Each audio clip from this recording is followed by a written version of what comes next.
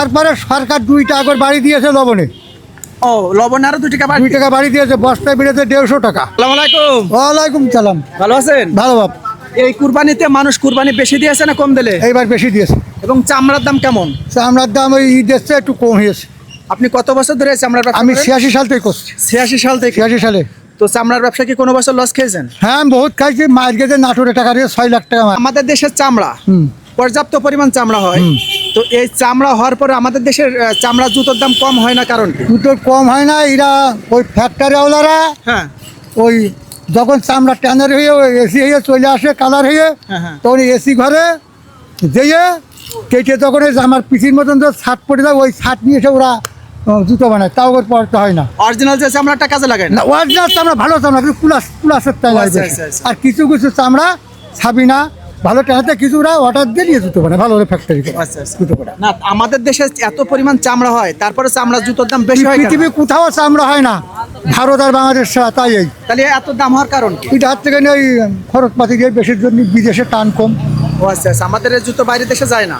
না এটা আমরা আমাদের এখানে বেশি হয়, বাইরের দেশে যাই ওই যে কোট মোট বানানোর জন্য বিদেশি চাইনারা তো নিয়ে যায় এবার কি বেশি। মনে করছেন এই কুরবানি থেকে চামড়া ব্যবসা লাভ হবে? এখন যদি বাজার সামনে যদি সরকার লোন টোন ভালো দেয় আউটডোর গেট ট্যানারির, তাহলে ওরা কিনলে আগে লাভ হবে। তার মানে ট্যানারিওয়ালারা যত বেশি কিনবে আপনাদের তত লাভ। আমাদের তত লাভ। যেহেতু আপনারা লোকাল আমরা সংগ্রহকারী, হ্যাঁ। তা আপনারা কতদিন একটা চামড়া সংগ্রহ করে রাখতে পারেন? আমরা খুব জোরে রাখতে পারবো 15 থেকে 20 দিন মতো। 20 দিন। তো একটা চামড়ায় আপনার খরচ হয় কয় টাকা এখন খরচ প্রসেসিং করতে? গরুতে খরচ হয়েছে 200 টাকা। 200 টাকা। 200 টাকা।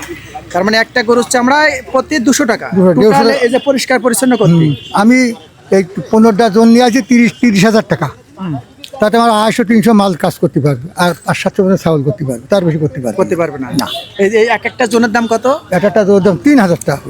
আজকে দিনে 3000 টাকা। সকালে এসে আর কাল সকালে বাড়ি যাবে, কাল সকালে বাড়ি যাবে, সারা রাতেই করবে। সারা এক করবে। তো দর্শক আপনারা তো শুনলেন, আসলে একটা চামড়ার পিছনে অনেক পরিশ্রমের পরে কিন্তু এই চামড়াটা সংরক্ষণ করে ট্যানারিতে যায়। তো যারা এই লোকাল ব্যবসা করে তারা যদি একটু বেশি দাম পায় তাহলে কিন্তু এই ধরনের ব্যবসা করতে সবাই আগ্রহী হবে। তো সরকারের কাছে আকুল আবেদন যে এই ধরনের লোকাল ব্যবসায়ীদের যারা একটু বেশি দামে বেচতে পারে এই দিকে নজর দেয়। আপনারা এই ভিডিওটা একটু বেশি বেশি শেয়ার করবেন ওই কারণেই, যাতে এই ধরনের ব্যবসায়ীরা ব্যবসা করতে আগ্রহী হয়। তারপরে সরকার 2 টাকা করে বাড়ি দিয়েছে লবণে। ও লবণ আরো 2 টাকা 2 টাকা বাড়ি দিয়েছে, বস্তায় বেড়েছে 150 টাকা। এটা আর একটা খরচ বেড়ে গেছে আমাদের। ও এই দামটা এতদিন ছিল না। না এটা নতুন করে হ্যাঁ, এটা সরকার টিভিটি দিলে 2 টাকা কেজিতে বাড়িয়েছে। মানে এই বাজেটে বেড়ে গেছে। এই বাজারটা 150 করে বেড়ে গেছে। সেই অনুপাতে আপনাদের চামড়ার দামও তো বাড়াতে হবে। বাড়তে হবে, নয়তো বেচতে চামড়ার দাম তো বাড়ছে না। তো শুনলেন, আপনারা এই ভিডিওটা একটু বেশি বেশি শেয়ার করবেন। সবাই ভালো থাকবেন, ঈদ মোবারক।